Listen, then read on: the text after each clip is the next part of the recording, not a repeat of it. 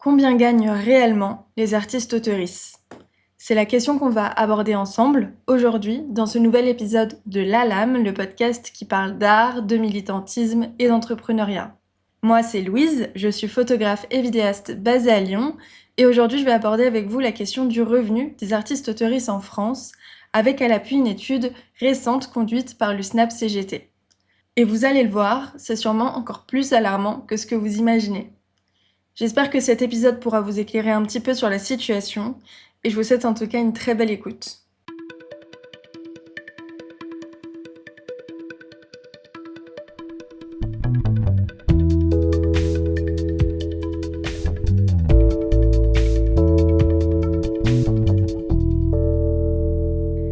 Bonjour à tous. Comme je vous l'ai dit, cet épisode est basé principalement sur une étude du SNAP CGT, un syndicat d'artistes-auteurices qui crée régulièrement du contenu autour des conditions de travail de cette branche de métier. Je vous invite d'ailleurs, si vous êtes artiste-auteurice, à vous rapprocher de vos syndicats de branche comme le SNAP CGT et le STAA-CNT-SO afin de vous informer sur vos droits et mieux comprendre les enjeux et les problématiques des luttes de votre secteur. Si vous ne souhaitez pas vous syndiquer directement, il y a déjà beaucoup de ressources sur leurs réseaux sociaux que je vous mets en description et je pense que c'est déjà un super premier pas que de s'informer. Avant d'aborder le cœur de l'étude, je vous fais une petite présentation du SNAP CGT. Le SNAP CGT est un syndicat confédéré à la CGT et fondé en 1977. Il représente aujourd'hui des créatrices des arts graphiques, plastiques et visuels.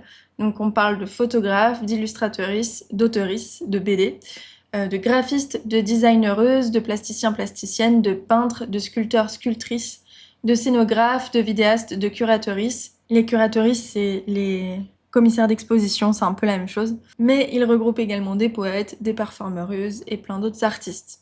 Le point commun entre tous ces artistes qui sont représentés par le SNAP CGT, c'est qu'elles relèvent tous du même régime social, celui des artistes-auteurices. Les artistes-auteurices sont des travailleuses indépendants et indépendantes, contrairement aux intermittents-intermittentes qui sont, elles, des salariés à multiples employeurs.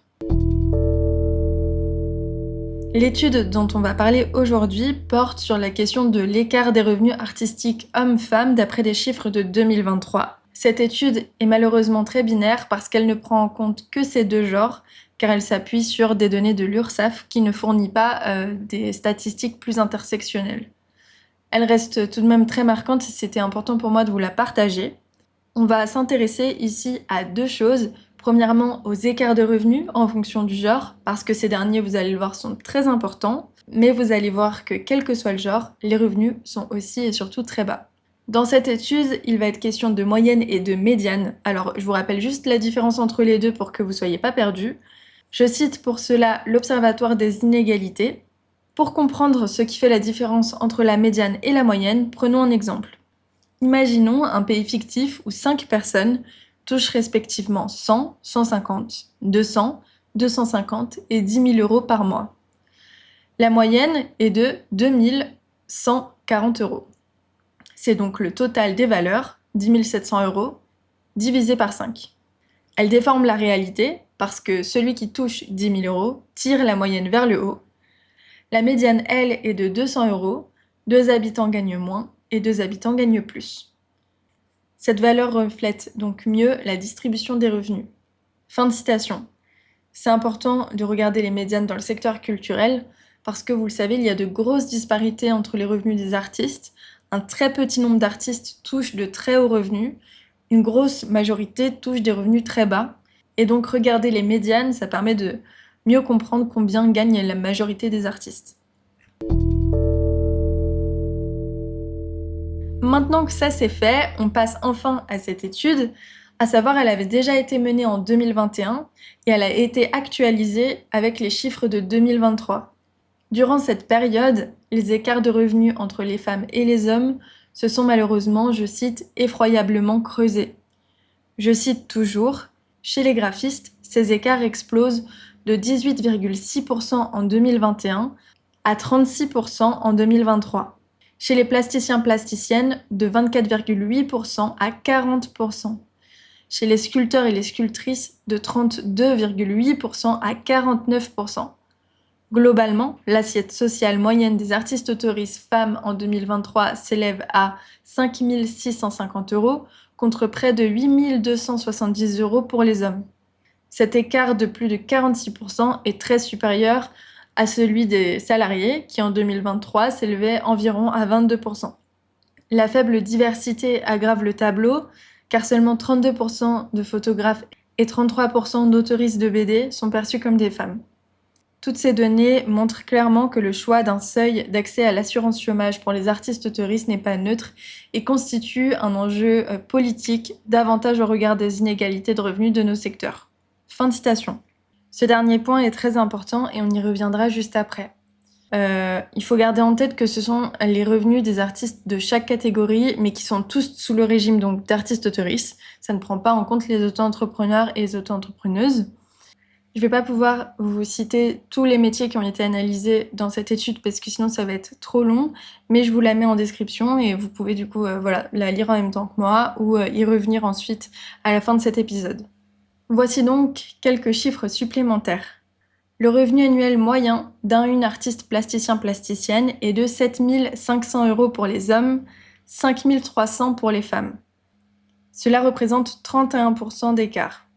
Le revenu annuel médian d'un artiste plasticien est de 970 € pour les hommes et de 575 € pour les femmes. L'écart de revenu annuel médian est donc de 40%. Ça veut dire que la moitié des artistes plasticiens et plasticiennes gagnent ça ou en dessous. On voit bien ici donc l'écart entre revenu moyen et revenu médian. Le revenu annuel moyen d'un photographe est de 12 000 € pour les hommes, 8 600 € pour les femmes. Cela représente un écart de 28% pour le revenu annuel moyen.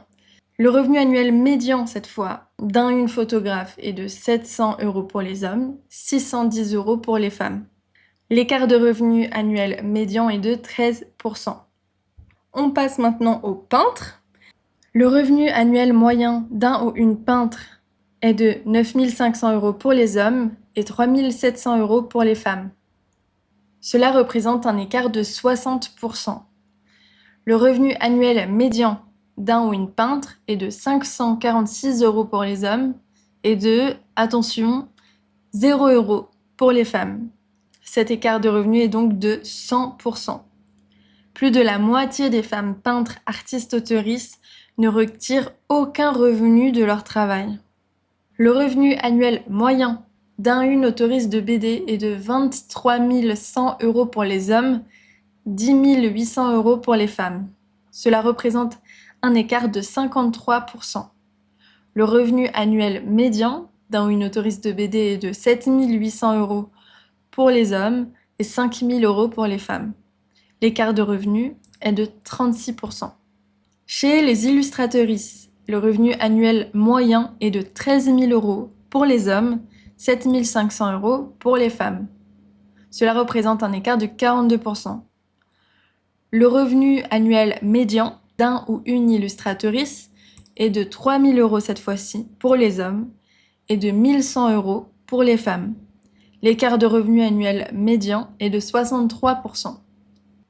Enfin, le revenu annuel moyen d'un ou une illustratrice est de 13 563 € pour les hommes et de 8 429 € pour les femmes. L'écart de revenu est de 37% ici. Au niveau de leur revenu médian, on compte 2 199 € pour les hommes, 1 853 € pour les femmes.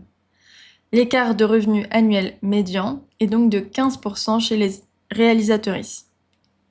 Il y a encore d'autres métiers qui sont analysés dans l'étude que je vous laisserai donc découvrir. Il y a plusieurs choses pour moi qui sont importantes à retenir ici. Déjà, comme dit plus haut, les écarts de revenus entre les hommes et les femmes sont beaucoup plus élevés que chez les salariés. Les femmes sont aussi beaucoup moins représentées dans certains de ces métiers et toujours moins représentées dans les plus hauts revenus. D'après le Snap CGT, dans les 1% des artistes autoristes qui gagnent le plus, on retrouve que 23 à 24% de femmes. On peut penser aussi que cet écart est aussi dû au fait que ce sont des métiers qui sont moins cadrés par des lois visant à réduire ces inégalités que chez les salariés. À l'heure où on penserait voir le monde évoluer sur ces questions, les écarts continuent à se creuser et les inégalités de genre à se renforcer dans ces branches de métiers. Ces écarts de revenus démontrent aussi une inégalité entre hommes et femmes dans l'obtention de certains droits, car ces derniers se débloquent à partir de certains paliers pour les artistes-auteuristes. D'après le CNAP, le Centre national des arts plastiques, je cite « Tous les artistes-auteurs qui cotisent au régime sont affiliés dès le premier euro perçu et bénéficient de la sécurité sociale sans condition de revenu pour le remboursement de leurs frais de santé. En revanche, l'ouverture de certains droits, notamment indemnité journalière, invalidité, décès, retraite, formation continue, dépend du montant du revenu artistique déclaré. L'ouverture de certains droits varie en fonction des revenus déclarés et des cotisations réglées. » Un peu plus loin, je cite toujours « Si l'assiette sociale se situe entre 150 à 600 SMIC horaires, les artistes-auteurs valident de 1 à 4 trimestres auprès de l'assurance retraite. Si l'assiette sociale est supérieure à 600 SMIC horaires, les artistes-auteurs peuvent bénéficier de l'ensemble des droits sociaux, notamment des indemnités en cas d'arrêt de travail pour maladie, maternité, paternité, pension d'invalidité, capital décès et valide 4 trimestres auprès de l'assurance vieillesse. » Fin de citation. Sauf que, dans la réalité, d'après le SNAP CGT, je cite « En 2023, il y a près de 61 790 artistes-auteuristes, donc 17% de l'ensemble de ces derniers, dont les revenus artistiques annuels atteignent ou dépassent le seuil des 600 heures SMIC permettant d'ouvrir ces droits. Parmi ces 17%, seuls 40% sont des femmes. » Fin de citation. Yale propose donc de baisser la quantité des heures SMIC pour accéder à ces paliers dans leur proposition de loi sur la continuité des revenus des artistes-auteuristes, que je vous mettrai en lien aussi en description. Proposition qui est faite en lien avec plusieurs associations d'artistes-auteuristes, mais aussi le PCF et le STAA-CNTSO. Car, on l'a vu, arriver à ces paliers est difficile pour la plupart des artistes-auteuristes et encore plus pour les femmes. Autre chose importante à relever avec cette étude, c'est que, hommes ou femmes, les artistes-auteuristes ne gagnent pas ou très peu leur vie. Parce qu'on le rappelle, ce sont les revenus annuels dont on parle depuis tout à l'heure. Les relevés de revenus médians nous montrent qu'il n'y a qu'une petite partie des artistes-auteuristes qui se dégagent un revenu satisfaisant et suffisant pour en vivre. Quand j'ai parlé de cette étude autour de moi, parce que je la trouve très marquante, la plupart des gens ont réagi en me demandant « Mais alors, comment font les artistes-auteuristes pour vivre ?» Pour répondre à ça, j'avais assisté à une conférence avec Solidarité. C'est une association qui travaille en lien avec les artistes-auteuristes, qui montrait qu'une partie des artistes-auteuristes vivent avec le chômage, le RSA, l'allocation adulte handicapé aussi pour certains et certaines, ou alors encore d'autres aides sociales. C'est pourquoi elles sont si impactées avec les différentes réformes qui touchent ces aides sociales, et malheureusement c'est le cas assez souvent. Et important, elles ne vivent pas grâce aux aides sociales, elles survivent grâce aux aides sociales, ce qui n'est pas la même chose. On sait aussi qu'une partie de ces artistes-auteuristes vivent soit sur leur capital de départ, soit sur le capital de leur conjoint ou conjointe, que d'autres cumulent ça avec un autre job aussi pour compléter leurs revenus. Une chose à prendre en compte, c'est qu'il y a des artistes qui ont des doubles statuts. Donc il y a des artistes-auteuristes qui sont aussi en auto-entreprise. Ça peut du coup couper les revenus déclarés sur leur statut artiste-auteuriste et donc un peu niveler vers le bas les statistiques dont on parle. Donc voilà, je voulais juste vous dire ça. Et certains sont dans ces situations temporairement, mais beaucoup sont dans ces situations toute leur vie. On avait pu entendre ce soir-là, par exemple, les témoignages de plusieurs artistes-auteuristes et on pouvait aussi comprendre leur épuisement, leur fatigue mentale et physique, parce que c'est des boulots qui utilisent les deux à fond. C'est des horaires difficiles, c'est des emplois du temps très flexibles, c'est beaucoup de travail, une grosse partie du travail qui n'est pas rémunéré. Ça, je vous en ai déjà parlé dans plein d'épisodes. Le problème de la rémunération et de qu'est-ce qu'on rémunère en fait. Et malheureusement, on rémunère souvent seulement le produit fini, mais pas toute la préparation en amont pour arriver à ce produit fini. Vous pouvez aller voir ça facilement dans d'autres épisodes de La Lame. Mais voilà, ces artistes décrivent du coup des situations épuisantes mentalement et physiquement, et des situations qui durent, une difficulté de s'en sortir, une difficulté de finir par dégager des revenus satisfaisants. Parfois des artistes-auteuristes aussi qui finissent par moins gagner que les années précédentes, il n'y a pas d'évolution de salaire dans plein d'endroits. Il y a des lieux qui ferment et qui ne les embauchent plus. Il y a des subventions qui sont supprimées.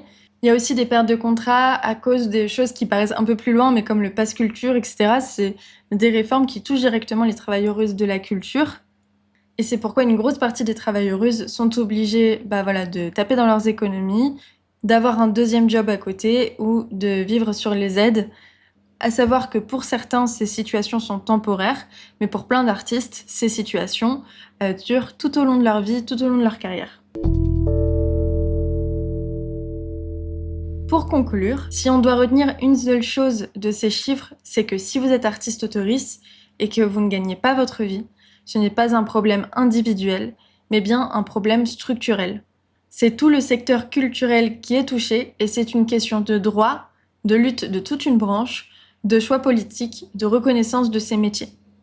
Merci au SNAP CGT, au STA, CNT, SO et plus largement aux syndicats et associations d'artistes autoristes pour ces chiffres révélateurs et pour les luttes qu'elles mènent sur le terrain. Si j'ai une chose à vous dire, c'est pas forcément syndiquez-vous, mais au moins participez à des luttes collectives, parlez à vos collègues et soyez solidaires dans la défense de vos droits. Plus on est nombreux et nombreuses et plus ça fonctionne. Si jamais vous voulez aller plus loin, je vous conseille l'épisode numéro 54 de l'ALAM avec Laure Aboif du SNAP CGT, qui revient sur les fondations de ce syndicat, qui revient sur toutes les luttes en cours et qui vous donne plein de ressources autour de votre régime. Ça parle aux artistes autoristes ou aux personnes qui ne sont pas artistes autoristes mais qui veulent s'intéresser à ce statut et aux luttes de ce secteur. Et je vous mets bien sûr en description les liens des syndicats et des études que je vous ai citées si vous voulez en savoir plus. Merci à vous de m'avoir écouté jusqu'ici. Je ne sais pas si toutes les personnes qui m'écoutent sont travailleuses du secteur culturel ou alors pas du tout. Ce qui est sûr, c'est que je pense que soit vous vous attendiez à ce genre de chiffres parce que vous vous y connaissez un peu, soit vous devez être surpris de ces chiffres aussi bas. N'hésitez pas à continuer, merci de m'avoir écouté, et n'hésitez pas à continuer à vous intéresser aux revenus des artistes parce que c'est comme ça qu'on pourra changer les choses. N'hésitez pas à soutenir le travail de petits artistes locaux autour de vous.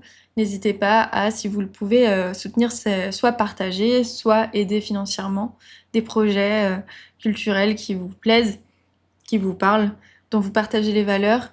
C'est trop important. Merci à vous de m'avoir écouté jusqu'ici et si cet épisode vous a plu, n'hésitez pas à le partager autour de vous et à le soutenir sur Tipeee si vous en avez la possibilité. Belle journée à vous, on se dit à la semaine prochaine pour un nouvel épisode et d'ici là, je vous souhaite plein de bonnes choses pour vos projets. Salut!